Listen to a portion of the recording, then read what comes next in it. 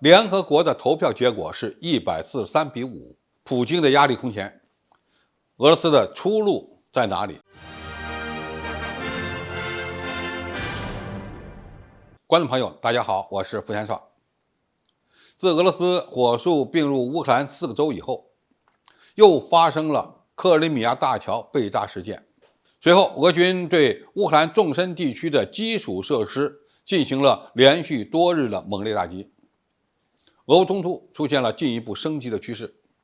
但是，乌克兰战场上的冲突只不过是俄罗斯与西方较量的一个战场，双方还在能源、金融和舆论战层面展开了更为激烈的对决。近日，联合国就乌克兰的领土完整和捍卫联合国宪章进行投票，西方国家要求进行公开投票，俄罗斯可能预知结果不会满意，以美国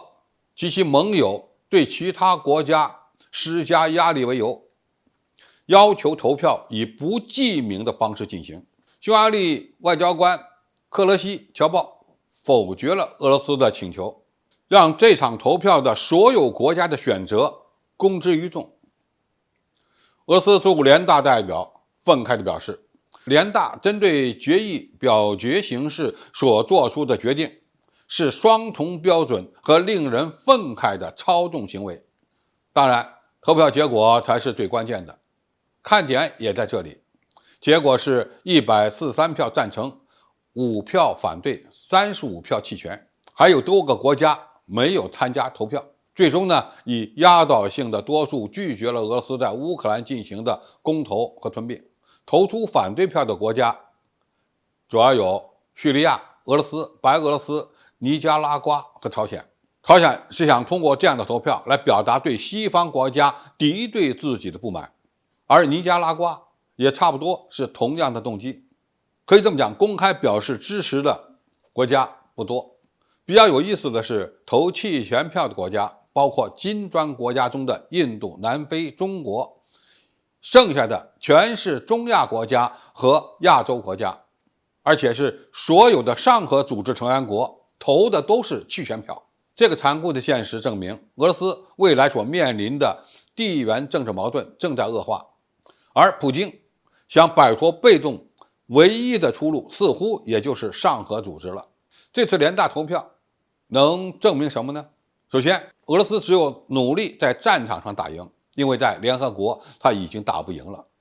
西方国家所推动的记名投票，其本身就是一种压迫或威胁压迫的玩法，也就是赤裸裸的威胁投票国，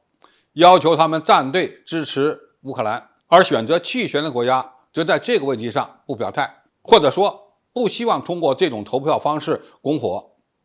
从阿富汗投入赞成票就能够看出来，西方正在不断地挖中立国家团体的墙角，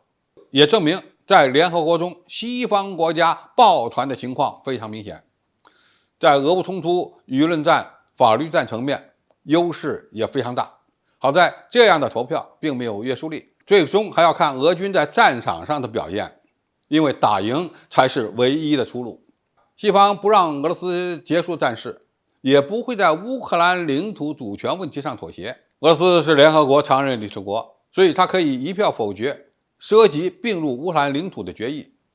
所以联大通过的这份决议，不只是对俄罗斯的法律战和舆论战，也是西方对俄罗斯的一种宣示。除非俄罗斯退让，否则西方国家就会一直抱团支持乌克兰打下去。俄罗斯必须放弃幻想，尽量与中亚国家搞好关系，并将经济发展重心放在亚洲方向。俄罗斯原本是一个欧洲国家，在2条北溪天然气管道被炸毁之后，普京还刚刚表示愿意继续通过陆上管道继续对德国供应天然气，说明俄罗斯还是对与欧洲的能源合作抱有幻想。实际上，在俄罗斯通过法律完成对乌克兰4州并入之后，俄罗斯已经失去了在未来被欧洲国家认可的可能。总体来看，现在俄罗斯面临的国际压力更大了，与西方国家的关系几乎失去了缓和的余地。